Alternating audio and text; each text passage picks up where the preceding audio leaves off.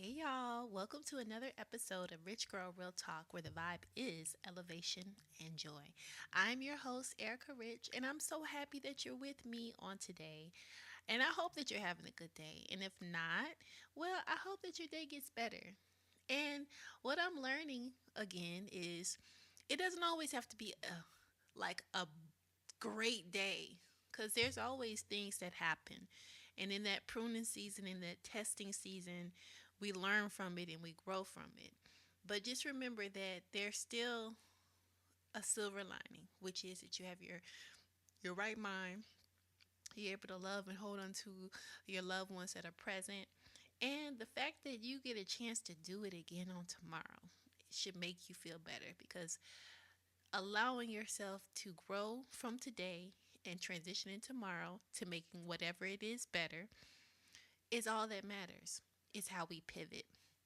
And speaking of pivot, let's talk about learning new things. Learning new things, and especially in the job environment.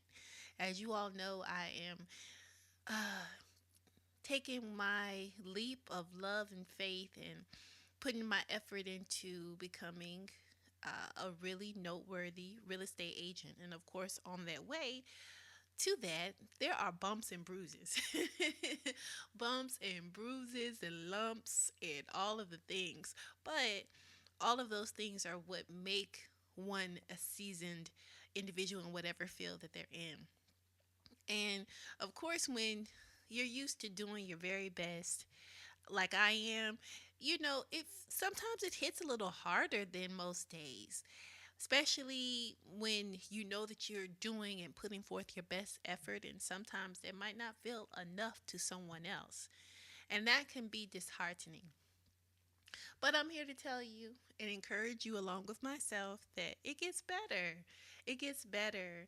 There's so many ways that we can take these learning curves and cultivate the path and rearing us into becoming our best selves in whatever situation, whatever aspect that you're applying this to. Whether it be learning a new sport, being able to hone your skills in a sport, rather, or, a new skill within uh, the artistry, such as like knitting and painting. You have to learn the basics. You have to crawl before you walk. So that applies with everything. You have to crawl before you walk. And it's so funny because I think about how I've always had this sense of confidence of I could do that. I could do what you did. Maybe not completely the best at the first swing at it, but I'm definitely going to get there as best as I can. I've always had that spirit of I can do it. I believe in myself and I believe that God can give me the tools to do it. So, whenever I experience a new thing, it's like I have to really recognize that I am a newbie and I have to recognize that I have to humble myself so that I can actually listen and take in the key skills to be able to do it to a decent level until I can get it to that, expert level eventually. But it is so interesting how each time that we start something new or I start something new, I feel like, oh my gosh, I don't catch it. If I don't feel like I've caught it yet, I'm like, what is up? I really go in on myself. But ultimately, yes, we like I said earlier, we have to crawl before we walk. And I'm experiencing that as it pertains to learning how we do it in a practical sense of real estate. But I have had the best trainer because it's life and being thrown in the fire. Some days it does not feel good, y'all. But at the same time, it is really beneficial because you get a chance to really put knowledge that you have received from just the different aspects of your baseline training, as well as just what you've seen as you've partook in other transactions that may be similar. But ultimately, it is it's not fun, especially when you give it that first swing and it's like No, that's not it.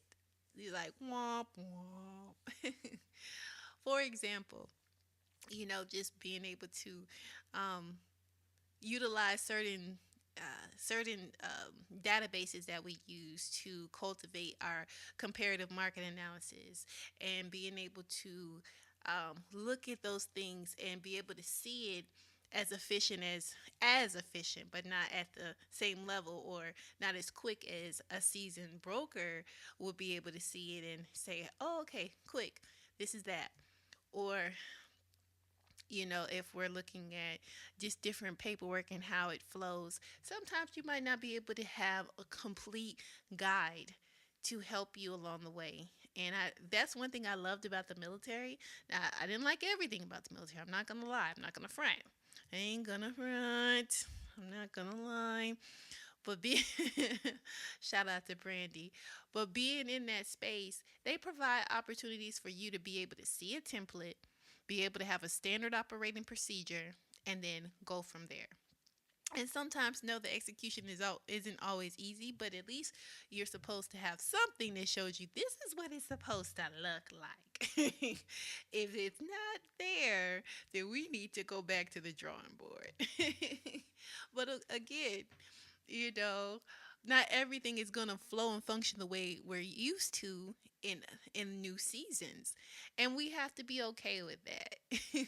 Like my experience and my training in the Air Force, certain aspects of that are super invaluable, but of course I have to recognize daily that I am not in the Air Force, and I am not dealing with active duty individuals, or even just comrades within the reserves or the guard.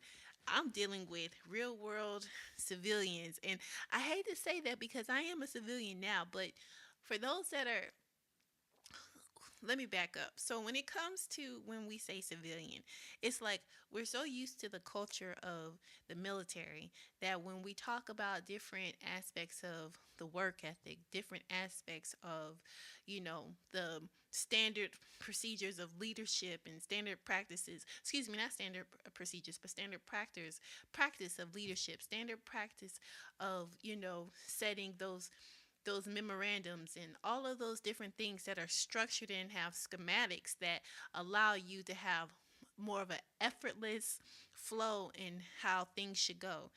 And there's no back and forth typically when you're talking to someone that is typically a junior personnel. But of course, in the real world, it's like you're used to certain things, or something that would be a quick pickup in HR to be like, no, that's a no go. That might be a little. It might be a little shaky in outside of that military culture. So it's very interesting to say the least.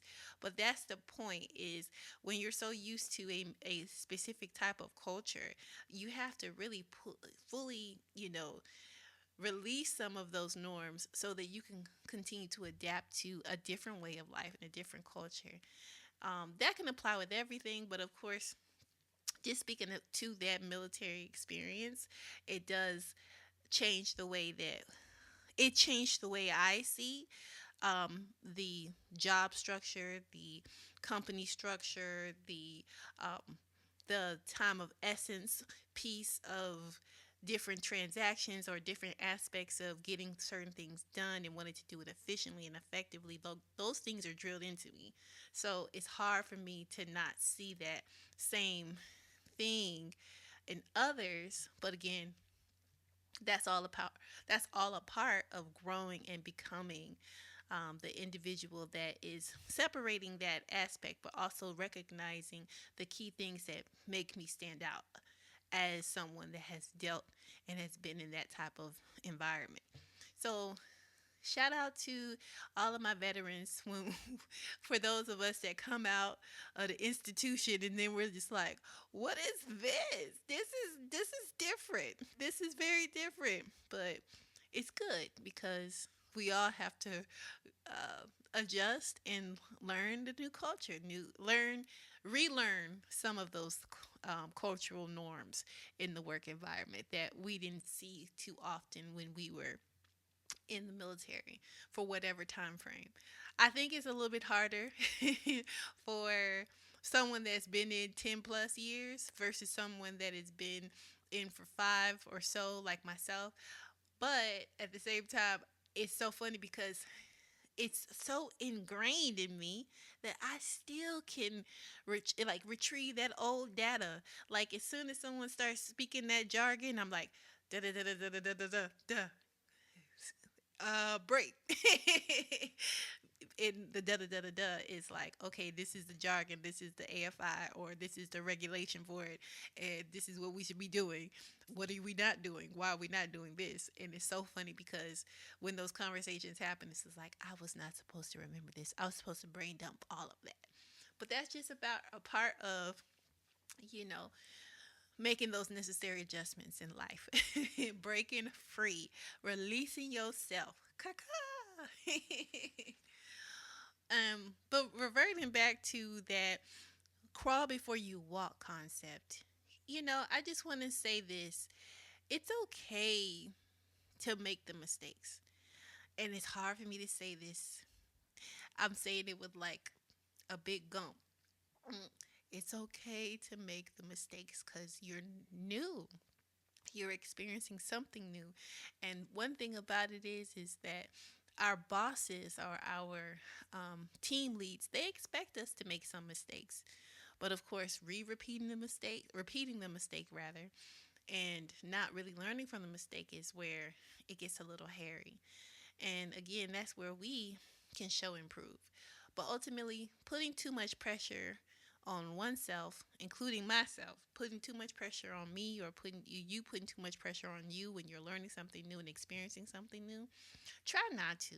Because again, we are all experiencing something we've never experienced before. We're touching something, touching an object that we've never touched before. So we won't know how it feels or how to be able to manipulate it properly unless we explore it, unless we take time to really understand whatever that object is, whether it be your instrument. If you're picking up a new instrument and you want to play the piano, if you want to play the violin or the accordion. Hello.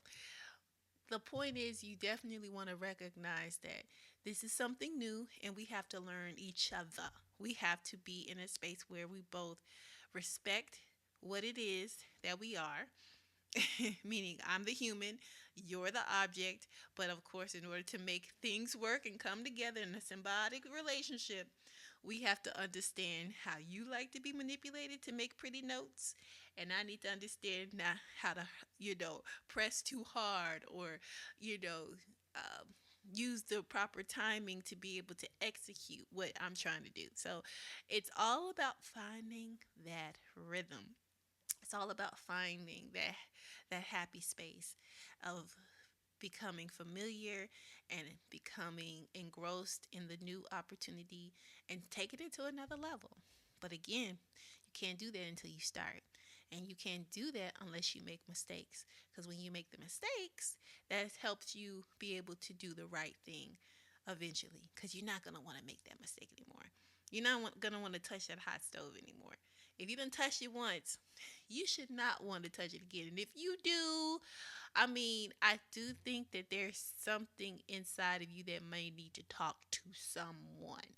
And I don't mean that in the wrong way, just because, some people like a little, they like to touch the stove. They like they like it. But that's none of my business. My business is trying to say, hello, just recognize that if you don't like the reaction or the response from the new object or the new situation, or when you're doing the the exploration phase, you want to make sure that you recognize that it's new. And you want to recognize that you are growing.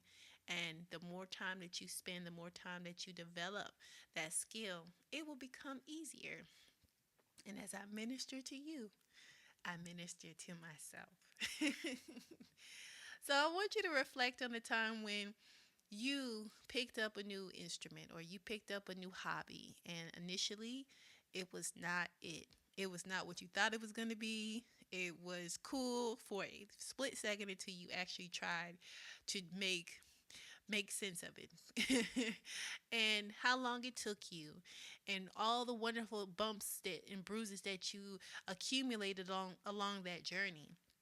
And I want you to recognize that that also can pour into any and every facet of your life, including, just how we deal with people, how we deal with personalities. Like, again, we're all individuals, we're all, unique in our own right. So just learning how to deal with others, learning how to deal with new things, and recognizing that when you're into a new space, you have to find out those dynamics. And there's nothing new with all those things.